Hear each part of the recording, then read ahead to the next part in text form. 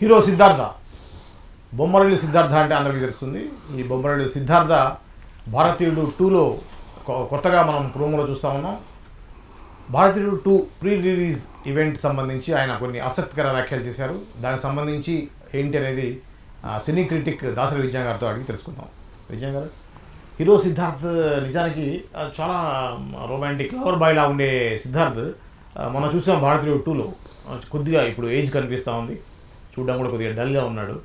So సినిమాలు ఎక్కువగా ఆడకపోవటం, సొంతంగా సినిమాలు తీయటం, రకరకాల కారణాల వల్ల అతను తెర మీద కనిపించట్లేదు కదా. తాజాగా భారతీయుడు 2లో చేసినటువంటి వ్యాఖ్యల గురించి అందరూ మాట్లాడుకుంటున్నారు. యాక్చువల్గా ఆయన ఏం మాట్లాడాడు, దేని గురించి మాట్లాడాడు, ఎందుకు అలా వైరల్ అవుతున్నాయి?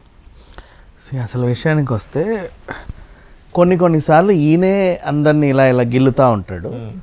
కొన్ని సందర్భాల్లో పాపం అనిపిస్తుంది, ఈయన గిల్లకపోయినా ఆయన్ని గిల్లడానికి కొంతమంది వస్తారు. రెగ్యులర్గా ఏంటంటే ఏదో ఒక వివాదంలో ఉంటాడు, పని కట్టుకొని అందులో దూరుతాడు అనమాట. ఈయనకు అలవాటు ఉంది, యాటిట్యూడ్ కూడా అలాగే ఉంటుంది. దానివల్ల కొన్నిసార్లు అంటే సినిమాలు కూడా కోల్పోయాడు. అఫ్ కోర్స్ ఆయనను అర్థం చేసుకున్న ప్రకాష్ రాజ్ లాంటి వాళ్ళు ఆయనకి అవకాశాలు ఇస్తారేమో, కానీ అర్థం చేసుకున్న వాళ్ళు, శంకర్ లాంటి వాళ్ళు, హూఎవర్ అర్థం చేసుకునే వాళ్ళు కొంచెం దూరమే పెడతారు బేసిక్గా. బట్ వెరీ గుడ్ యాక్టర్, బహుముఖ ప్రజ్ఞాశాలి, మంచి డాన్సర్, మంచి సింగర్, అన్ని కొనల్ని డైరెక్షన్లో పట్టుంది, కథ మీద పట్టుంది, అన్నీ తెలుసు సిద్ధార్థ్కి. సో మొన్న కూడా బెంగళూరులో ఆయన చిన్న సినిమా చిత్తా దాన్ని ప్రమోట్ చేసుకోవడానికి వెళ్తే ఆయన తరిమేశారు. అంటే అంతకుముందు నువ్వు అట్లా చేసావు, ఎట్లా వస్తావు ఇక్కడికి అని చెప్పి తరిమేశారు. అయ్యో పాపం బాధపడ్డాడు, మనకు కూడా బాధేసింది. ఏదో ఇష్యూని సినిమా ప్రమోషన్ చేసుకొని ఇవ్వకపోవడం ఏంటి పాపం అని అనిపించింది. ఇప్పుడు ఏం జరిగిందంటే భారతీయుడు సినిమా ప్రమోషన్, కమల్ హాసన్ గారి సినిమా, శంకర్ గారి సినిమా, సిద్ధార్థ అందులో ఉన్నాడు అనే మాట్లాడతామే తప్ప సిద్ధార్థ సినిమాని ఎవరు అనరు. భారతీయుడు ఫస్ట్ పార్ట్ ఏంటంటే కమల్ హాసన్ అప్పుడు యంగ్గా ఉండే కాబట్టి 25 ఏళ్ల క్రితం చిన్న కమల్ హాసన్ ఆయనే, పెద్ద కమల్ హాసన్ ఆయనే. ఇప్పుడు కమల్ హాసన్ గారికి కొంచెం ఏజ్ వచ్చింది కాబట్టి ఆఫ్టర్ లాంగ్ పీరియడ్ పెద్ద కమల్ హాసన్ యాస్టిల్గా ఉండగా ఒక యంగ్ హీరో ఉంటే బాగుండు అని చెప్పి నన్ను పెట్టుకున్నాడు. అంతవరకు ఓకే. ఆ ప్రెస్ మీట్లో అందరూ సినిమా గురించి బాగా మాట్లాడితే ఒక విలేకరి ఒక ప్రశ్న వేశాడు. రేవంత్ రెడ్డి సర్కారు రీసెంట్గా మనకి వాళ్ళు చిన్న వీడియోలు చేయండి అని అడిగాడు కదా. సోషల్ రెస్పాన్సిబిలిటీ కింద సినిమా వాళ్ళు కూడా వీడియోస్ చేయాలి, ప్రమోట్ చేయాలి, డ్రగ్స్, యాంటీ డ్రగ్స్, అలాగే సైబర్ క్రైమ్ గురించి. సో దీనికి మీరు ఎలా స్పందిస్తున్నారు? మీరేమైనా అలా ఇంత పెద్ద సినిమాతో వస్తున్నారు కదా. ఆయన కూడా రెస్ట్ 1 వీక్ బ్యాకే ఈ వ్యాఖ్యలు చేశాడు. మీరేమైనా సోషల్ రెస్పాన్స్, ఎందుకంటే మీ సినిమానే సందేశాత్మక సినిమా, లంచాలు తీసుకోవద్దు అనే అటువంటి మంచి కాన్సెప్ట్. శంకర్ గారు అంటే సందేశాత్మక సినిమాతోనే వస్తాడు. అంత సందేశంతో వచ్చిన మీరు ముఖ్యమంత్రి ఏరుకోడి అడిగినటువంటి సందేశాలు 2 మీరు ఇస్తున్నారా అని అడిగాడు. మంచి ప్రశ్న, తప్పేం లేదు. కమల్ హాసన్ గారిని ఆయన అడిగింది. కమల్ హాసన్ అనే లోపే మధ్య టింగమని సిద్ధార్థ దూరాడు.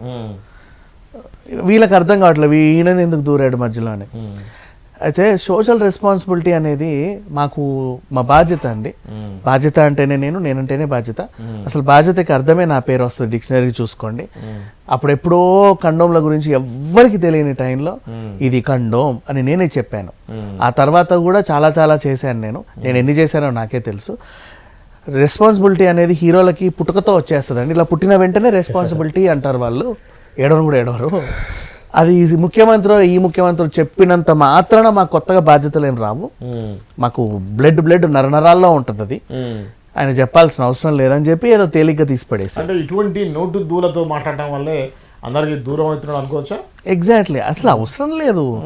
ముఖ్యమంత్రి గారు మీరు ఎలా స్పందిస్తారు? అవునండి, బాగా చెప్పారు, మేము కూడా దానికి కట్టుబడి ఏదో 2 వీడియోలు పెట్టామండి, నాకు వీలున్నంత కాలం నెక్స్ట్ చేసే సినిమాలో కూడా అలా చేస్తానండి అని గతంలోనూ చేశాను, నెక్స్ట్ సినిమాలో కూడా చేస్తాను, ఇంకా బాగా చేస్తాను అని చెప్పుంటే అసలు అబ్బాయి ఎంత మంచి సిద్ధార్థ అనేవాళ్ళు ఈయనను అనవసరంగా దూరం చేసుకున్నాము, కొన్ని సినిమాలతో మళ్ళీ వస్తే బాగుండనే ఫీలింగ్ ఉండేది.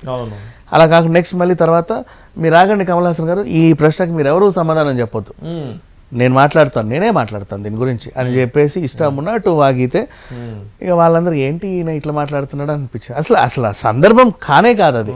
నువ్వు చేసి చచ్చావులే, ఎవరికి కావాలి అంతెందుకు. ఇప్పుడు మన మోహన్ బాబు గారు కూడా ఆయన కూడా ఇండైరెక్ట్ గా అలాగే అన్నాడు. ఏమని, నేను గతంలో చేశాను ముఖ్యమంత్రి తెలీదా, అయినా పర్లేదు, ఇక మీద ఇంకా బాగా చేస్తాను అన్నాడు.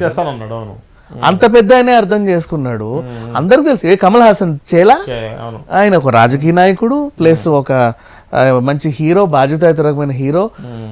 30 ఏళ్ల నుంచే సందేశాత్మకమైన సినిమాలు చేస్తున్నాడు అవును మనుషులకి. అలాంటిది వాళ్ళందరూ అక్కడ పెట్టుకొని ఈయన వచ్చి శంకర్కి తెలియదా, వీళ్ళందరూ కొత్తగా వచ్చారా ఇప్పుడే ఇట్లా బాధ్యత అనే దాన్ని ఇప్పుడే నేర్చుకుంటున్నారా ఏమన్నా, ఈయన రావడం ఎందుకంత అవసరం. ఫుల్ పెద్ద పెద్ద కమర్షియల్ సినిమాల్లోనే ఆయన సోషల్ రెస్పాన్సిబిలిటీగా తీసుకొని ఒక సమస్యను తీసుకొని చర్చించే వ్యక్తి శంకర్. ఎగ్జాక్ట్లీ. ఈవెన్ ఇప్పుడు సిద్ధార్థతో సహజీవనం చేస్తున్నటువంటి అదితిరావు హైదరీ కూడా మొన్న హీరామండి సినిమాతో వచ్చింది. She wonderful performance. గజగామిని వాక్ ని మళ్ళీ పరిచయం చేసింది. క్లైమాక్స్ లో అయితే అసలు ఆమెనే దేశం కోసం ప్రాణాలు అర్పించిన వీరవనిత లాగా అసలు ఎంత బాగా చేసింది. అది సందేశాత్మకమే. సో ఇట్లా ఈయన చుట్టుపక్కల ఉన్న వాళ్ళు చేస్తారు. ఈయన మంచి ఫ్రెండ్ అయినటువంటి ప్రకాష్ రాజు కూడా మంచి సందేశాత్మకమైన సినిమాలే తెస్తాడు. ఆయన కూడా ఇష్టమే ఇలాంటివి. సో అంతమందితో ఉన్నప్పుడు ఈయన కూడా ఒకటే మాట, పలానా ముఖ్యమంత్రులు అన్నాడండి, దీనికి మీరు ఎలా స్పందిస్తారు? ఆయన చెప్తేనే నాకు గుర్తొస్తుందా అంటే మాకు బాధ్యత లేదా? ఆయన చెప్పాలా ఇప్పుడు కొత్తగా వచ్చి? ఇవన్నీ అవసరం లేదు కదా. సో ఈ నోటి దూల వల్ల ఆయనకి ఏదో అయింది. అయినప్పటికీ కూడా పాపం వీళ్ళు భయపడ్డారు మళ్ళీ, అమ్మో ఈయన నోటి దూల వల్ల మళ్ళీ మాకు ఎక్కడ ఏమైద్దో అని. ఎందుకంటే ఇప్పుడు మీరు రేట్లు పెంచమని వచ్చేటప్పుడు ఇలా పట్టుకురండి అని అన్నాడు. ఖచ్చితంగా వీళ్ళు వెళ్లాల్సిన పరిస్థితి భారతీయుడు. 500 కోట్ల సినిమా మొన్న కల్కి ఎట్లనో ఇప్పుడు ఇదలా. నెక్స్ట్ రేపు 12కి రిలీజ్. వీళ్ళకి టికెట్ రేట్లు పెంపు కావాలి, అండ్ నెక్స్ట్ అదనపు షోలు కావాలి, అండ్ ప్రీమియర్ చేసుకోవడానికి పర్మిషన్లు కూడా కావాలి. ఇంకా చెప్పాలి అంటే మన రుద్రమదేవి సినిమా లాంటి, శాకుతలం లాంటి వాటికి ట్యాక్స్ రిడమ్షన్ చేశారు. ఎందుకంటే సందేశం కదా, జనాల్ని చైతన్యం నింపేలాంటి సినిమాలు వచ్చినప్పుడు గవర్నమెంట్ కూడా 2 అడుగుల ముందుకు వచ్చి వాళ్ళ దగ్గర ఎంటర్టైన్మెంట్ ట్యాక్స్ రిడమ్ చేస్తుంది. 18% అండి. ఇప్పుడు ఎంత ఏంటి, ₹1 కోటి వచ్చింది అనుకో, 18 లక్షలు ఇచ్చేయాలి. అలా ఆ ట్యాక్స్ ని రిడమ్ చేస్తారు. ఇన్ని ఫెసిలిటీస్ ఉంటాయి. దానికోసం అని చెప్పి వీళ్ళు తెల్లారితే అక్కడికి వెళ్దామా అనే లోపు ఈయన వచ్చాడు మధ్యలో. ఈయనకి ఇవి ఆలోచన లేదు, అరే నేను ఒక 500 కోట్ల సినిమా చేశా, పాప మా ప్రొడ్యూసర్ ఏం కావాలి, అంత పెద్ద హీరోకి అది ప్రతిష్ట లాంటి సినిమా, శంకర్కి ఇప్పుడు అవసరమైన హిట్, నాకు నా కెరీర్కి ఒక మలుపు. ఇన్నున్నప్పుడు నాకు నా నోరు ఎందుకు, నాలుకెందుకు లపలపలాడుతుందో అర్థం కావాలి కదా. కంట్రోల్ చేసుకోవచ్చు, ఇట్లా కూర్చోవచ్చు ఆయన, కానీ కూర్చోవాలా ఇప్పుడు. కానీ రేవంత్ రెడ్డి గారు అర్థం చేసుకొని పిల్లడు ఏదో బాగుంటాడు పొత్త పనిలే అనుకున్నాడు. భారతీయుడు చిత్ర యూనిట్ మొత్తాన్ని నేను ప్రశంసిస్తున్నాను. ఇలాంటి సినిమాలు మీరు ఇంకా ఇంకా చెయ్యాలి. మీరు గతంలో కూడా లంచగొట్టితనం మీదే మంచి సినిమా చేశారు, ఇప్పుడు కూడా దాని గురించే పోరాడుతున్నారు. I appreciate you. నా తరఫున మీకు అన్ని సహకారాలు ఉంటాయని చెప్పంగానే వీళ్ళు అమ్మయ్యా అని ఊపిరి పీల్చుకుంటారు. పెంట పెట్టాడు కదా, ఒక కనీసం ఒక ½ డే 2 రోజులు టెన్షన్ పెట్టాడు. అది జరిగింది.